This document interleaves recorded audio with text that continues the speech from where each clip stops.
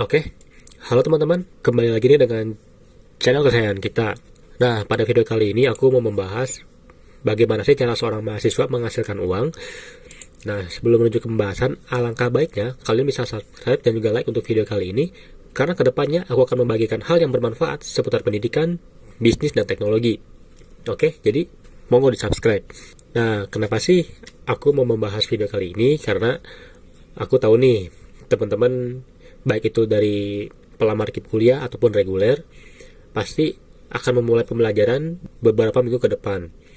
Nah, baik itu dari penerima KIP kuliah ataupun reguler pasti berpikir bagaimana sih seorang mahasiswa itu menghasilkan uang, karena lumayan kan untuk bisa menambah penghasilan uang, karena yang dimana kebutuhan seorang mahasiswa itu lumayan besar ya teman-teman. Oke, kita langsung lanjut ke poin pertama, yaitu konten kreator.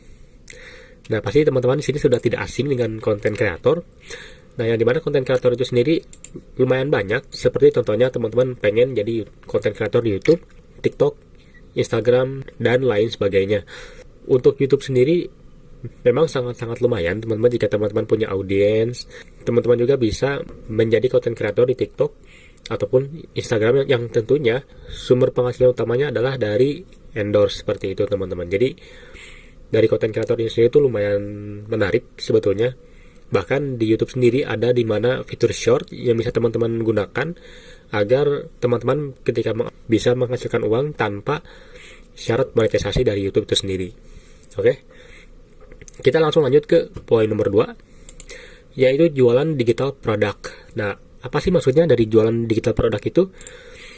Sebetulnya banyak ya teman-teman untuk digital produk, seperti contohnya nih, seperti teman-teman cek di thumbnail, estimasi penghasilanku dari menjual digital produk adalah sekitar 7 juta.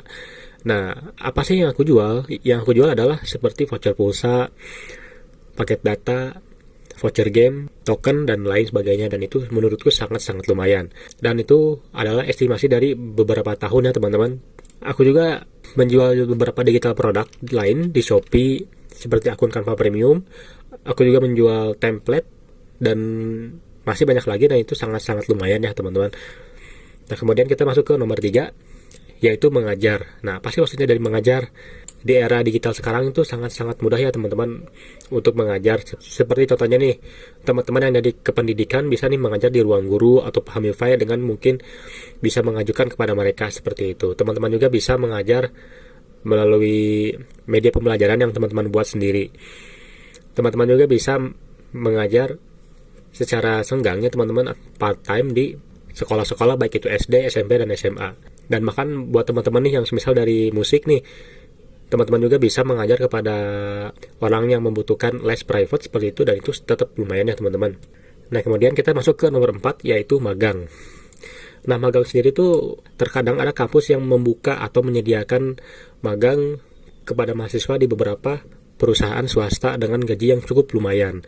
Nah, namun jika kampus teman-teman semua tidak memiliki program magang, teman-teman juga bisa nih mengajukan ke perusahaan swasta untuk magang. Dan itu ada banyaknya teman-teman bisa banget untuk cari infonya di website-website tertentu. Nah, kemudian yang terakhir ada investasi. Apa sih maksud dari investasi?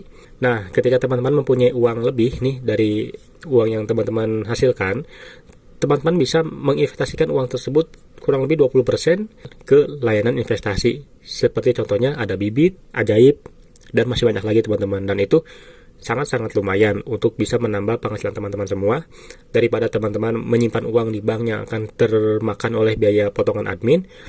Lebih baik teman-teman semua menginvestasikan uang tersebut di aplikasi investasi seperti Bibit dan Ajaib, yang dimana setiap hari, setiap bulan, dan setiap tahun akan mendapatkan keuntungan atau bertambahnya dari hasil kenaikan harga saham tersebut.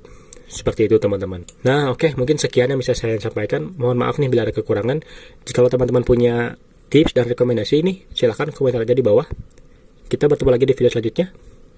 Goodbye. Si konten kreator.